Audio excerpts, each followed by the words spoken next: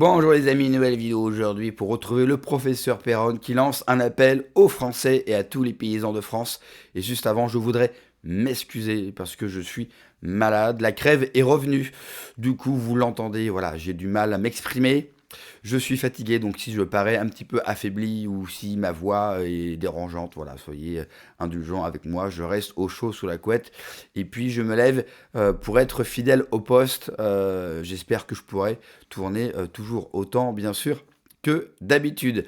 Mais juste avant de l'écouter, n'oubliez pas de vous abonner, le pouce, le commentaire, le partage, le boost de la vidéo. Ça, vous connaissez la musique. Et encore une fois, bien sûr, je vous souhaite non seulement un bon week-end, mais d'excellentes fêtes. On l'écoute et on en parle juste après. Aucune nécessité d'abattre les troupeaux. C'est un non-sens. Et là, j'appelle tous les éleveurs à résister, même si c'est difficile. On est avec vous. Il faut que les Français les soutiennent, que les forces de l'ordre comprennent ce qui se passe, qu'on est en train de les manipuler contre le peuple français. On est en train de démolir notre pays. Parce que la force de la France, c'était la paysannerie. Moi, quand j'étais gamin, les 3/4 des Français étaient encore des agriculteurs. Ça a beaucoup changé, malheureusement. Mais il faut vraiment être solidaire et je suis écœuré par ce qui se passe et j'ai l'impression de voir un scénario bis de la crise Covid. On manipule les gens, le vaccin, gna gna gna. En plus, ils ont fait pareil, surtout aux États-Unis au début, puis après en Europe pour les volailles. Ils ont dit, bon, il y a des grippes aviaires terribles, ils ont tué des millions de poulets aux États-Unis. Tout ça pour imposer leur vaccin. Qui est de surcroît ARN messager pour la moitié des canards en France.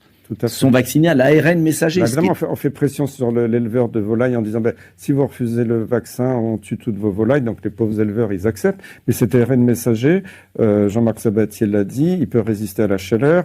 Alors c'est pas sûr qu'il soit complètement absorbé par le tube digestif, mais c'est une probabilité que ça se produise. Donc si la viande est très bien cuite, on peut être rassuré. Si on cuit un poulet pendant 1 heure dans le four, ça va. Mais si on mange des œufs, si on mange le jaune est quand même liquide et pas très cuit, si on mange ou il cuit 2 minutes, 3 minutes, si on mange du magret de canard rosé, on est dans des conditions de température qui peuvent permettre à cet ARN messager d'être toujours actif. Donc on est en train de jouer aux apprentis sorciers, on fait un chantage absolument ignoble sur les éleveurs. Et puis en plus, l'ARN messager autoréplicant peut se développer ad vitam aeternam. Donc c'est vraiment des apprentis sorciers. Et d'ailleurs, c'est des Frankenstein. Et ça m'a pas fait rire, quoi. Ça m'a fait rire quand même. Mais quand ils ont appelé le dernier variant du Covid, qui était totalement anodin, parce que le Covid, il y en a plus, ça donne des rhumes et des bronchites. On continue à dire faut vacciner tout le monde, les personnes âgées, alors qu'on sait que ça tue, que ça donne des effets secondaires très graves. Il y a toutes les preuves. Oser appeler un variant tout à fait bénin Frankenstein, ça montre le niveau qu'ils ont dans la manipulation. Donc, on peut s'informer, mieux s'informer. Qu'est-ce qu'on peut faire de plus ? C'est résister, et puis moi j'espère attendre un changement de régime, parce qu'on n'est plus en démocratie. On a vécu la tyrannie sanitaire, c'est une forme de despotisme actuellement. Il faut que les forces de l'ordre réagissent, réalisent qu'ils sont manipulés. Il faut que toute la population réagisse.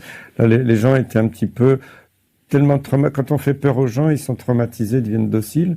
Les Français ont quand même été assez échaudés. On voit quand même que les gens sont de plus en plus éveillés. Moi, je le vois quand je discute dans la rue, des gens qui me reconnaissent, qui parlent. Les gens ont cru à l'histoire du Covid pendant longtemps, que c'était pour leur bien. Maintenant, ils commencent à s'apercevoir. On leur remet la supercherie maintenant sur les vaches. J'espère, il faut ouvrir les yeux et apprenez à résister, apprenez à dire non. Organisez-vous dans chaque village, dans chaque communauté. Qu'est-ce qu'on va faire si on nous impose une prochaine crapulerie officielle ? Comment on va s'organiser ? Parce que si on s'organise en groupe, à plusieurs, on est beaucoup plus fort. Bien sûr. Pensez là, et c'est pour ça qu'ils ont envoyé là des hélicoptères, qu'ils ont gazé les humains, les vaches comme des sauvages pour les abattre après. Où sont passés d'ailleurs les écolos ? Ils ont disparu, les Verts. Où sont passés les Verts ? Où sont passés les syndicats ? Où sont passés les syndicats ? Parce que faire venir de la viande d'agneau de Nouvelle-Zélande dans des sachets d'azote pendant 15 000 kilomètres, est-ce que c'est très écolo ? Faire venir de la viande bovine du Brésil ou de l'Argentine, est-ce que c'est écolo ? Tuer les vaches, c'est la maltraitance animale. On n'a pas entendu Madame Tondelier. Il n'y a pas eu un mot. Donc en fait, où est l'opposition ? La gestion de cette crise me rappelle énormément la gestion totalement, je dirais, complètement débile de la gestion du Covid. Moi, je me suis renseigné sur cette maladie. C'est quand même, dans un troupeau, s'il y a des cas, il n'y a pas plus de 20% des vaches qui développent la maladie. Elles guérissent toutes seules. C'est une maladie qui est la plupart du temps bénigne. Après, elles sont immunisées. Il peut y avoir de la mortalité, mais le taux est très faible, c'est entre 1 et 5%. Il y a des traitements qui existent, des traitements naturels qui ont été utilisés en Égypte, la propolis, en Afrique du Sud. Il y a toutes ces techniques. Je sais pas, en médecine humaine, ça me fait penser au Covid parce que on a confiné toute une population en bonne santé. On n'a pas pu faire un abattage. Hein. Peut-être qu'ils ont regretté, mais alors qu'il fallait seulement isoler les cas. Ceci dit, quand je dis qu'il y a pas eu d'abattage, il y a quand même eu. On a achevé des personnes âgées dans les maisons de retraite, faut le savoir. On a créé des brigades d'intervention rapide pour faire le sale boulot quand même d'éliminer nos anciens dans les maisons de retraite. Faut pas l'oublier. On a même envoyé des brigades comme ça dans les Antilles. Hein. J'en ai eu l'expérience sur place, le témoignage.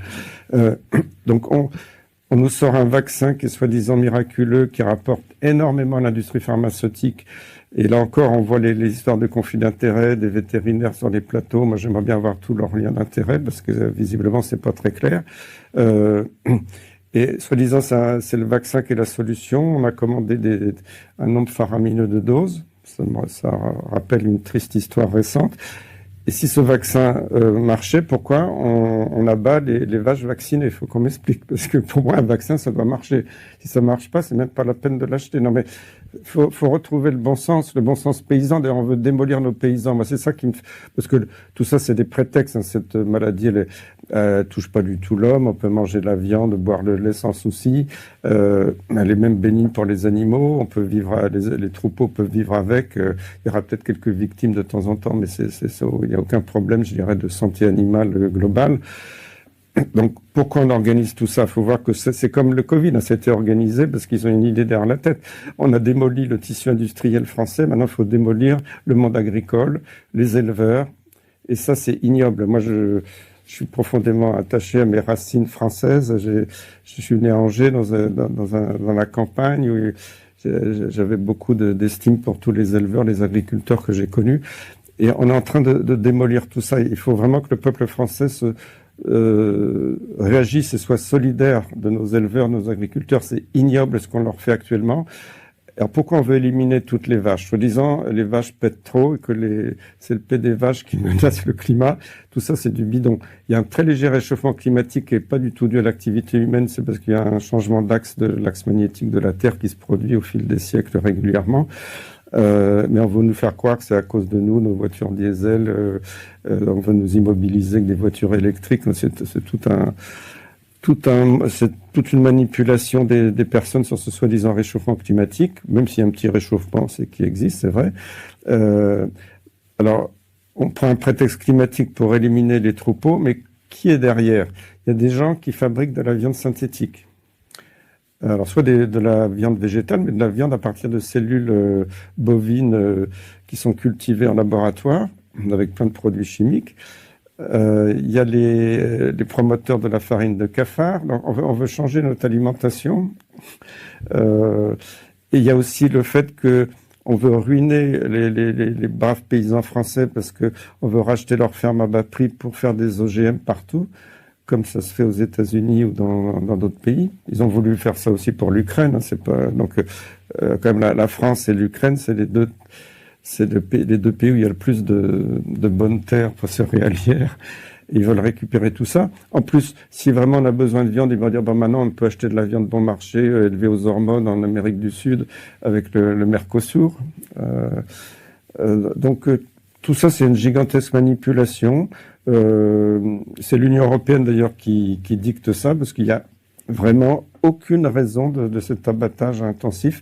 Et moi, j'étais très touché parce que je pense que les pauvres forces de l'ordre, les gendarmes, les CRS, on sent qu'ils sont mal dans leur peau actuellement parce qu'on leur donne des ordres totalement débiles d'aller casser des Français qui travaillent, qui souffrent actuellement par la crise économique. On leur détruit leur seul moyen de ressources. Et moi, je rends hommage à ces gendarmes qui ont osé enlever leur casque, poser leur bouclier au sol, par solidarité avec nos éleveurs. Ce qui est terrible, Christian Péronne, et vous le dites, c'est que Macron réussit en fait à diviser les Français et à faire tabasser des éleveurs par des gendarmes. Et moi, je connais la conscience professionnelle des gendarmes, leur sens du service public. Pour qu'il y en ait 7 ou 9 qui aient déposé les armes, c'est que vraiment ce pouvoir devient abject et illégitime. C'est très très grave. On sent toute l'émotion dans le discours du professeur Péronne, qui est un Français comme les autres. Il a vécu à Angers, pas trop loin de chez moi. On a tous un lien charnel, bien sûr, avec nos paysans, avec toutes nos fermes et tout ce que l'agriculture française, tout ce qu'elle peut représenter, que ce soit directement, indirectement ou dans notre imaginaire. Il fait bien aussi de pointer ces fameux vaccins. Qu'est-ce qu'on va aller mettre dans les bêtes françaises?